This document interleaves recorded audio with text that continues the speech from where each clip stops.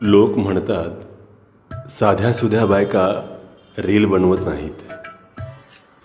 लोक म्हणतात साध्यासुध्या बायका इंस्टाग्रामवर नसतात. लोक म्हणतात साध्या बायका फेसबुकवर सुद्धा नसतात.